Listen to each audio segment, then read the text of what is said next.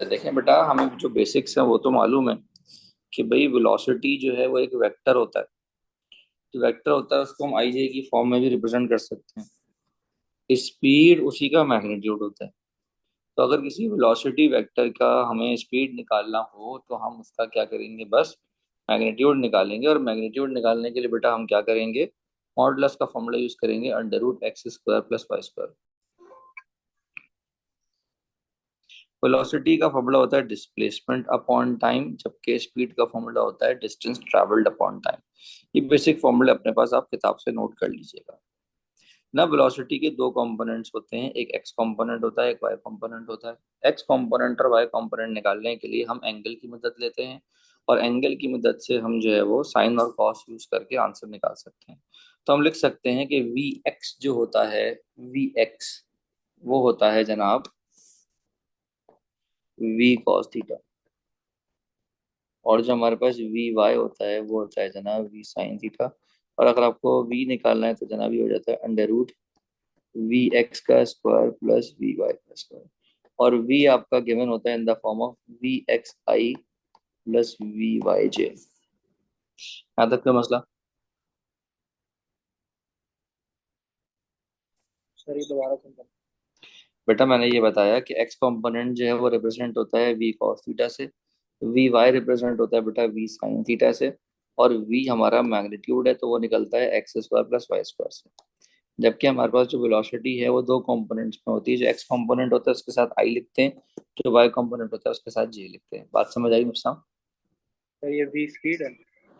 We जो है वो वेलोसिटी है। नहीं, जो नीचे वाला वी मैग्नीट्यूड, है मैग्नीट्यूड। मैग्नीट्यूड जब निकालेंगे तो फिर वो स्पीड बन जाएगा। सही। ठीक है, अब जैसे इस सवाल को देखें जनाब, उन्होंने हमें यहाँ पर डिस्प्लेसमेंट दिया हुआ है, टाइम दिया हुआ है। अगर हम डिवाइड कर देंगे तो हमारे पास वेलोसिटी आ जाएगी। और वेलोसिटी से स्पीड हम कैसे निकालते हैं, मैग्नीट्यूड से निकालते हैं।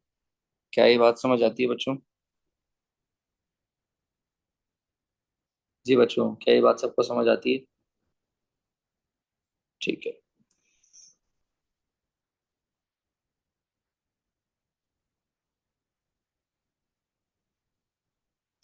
जनाब, यहाँ पर हम एक फॉर्मूला सीखेंगे कि लेट से हमारे पास स्टार्टिंग पोजीशन जो है वो ये थी।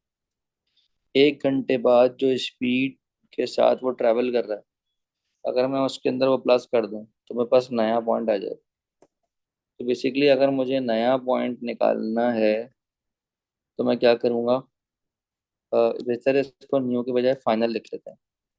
कि फाइनल जो है वो कैसे आता है बेटा, ये आता है इनिशियल प्लस वी टी से। तो अगर आप फाइनल को ओ क्यू कह रहे हैं और इनिशियल को ओ पी कह रहे हैं, ये होता है O P plus V T. और इसको आप कैसे लिख सकते हैं, B is equal to A plus V T भी लिख सकते हैं, जैसे आपको ठीक लगे। यहाँ तक की बात समझ आ गई? कुछ को R is equal to P plus V T भी लिखते हैं, जिस तरह आपको ठीक लगे। क्या ये बात समझ आ रही है? तो यहाँ पर हमारे पास आप देखें R is equal to A plus V T करके लिखा हुआ है। तो अब हमारे पास यहाँ पर सवाल में क्या क्या है, यहाँ तक की बात समझ आ गई सबको?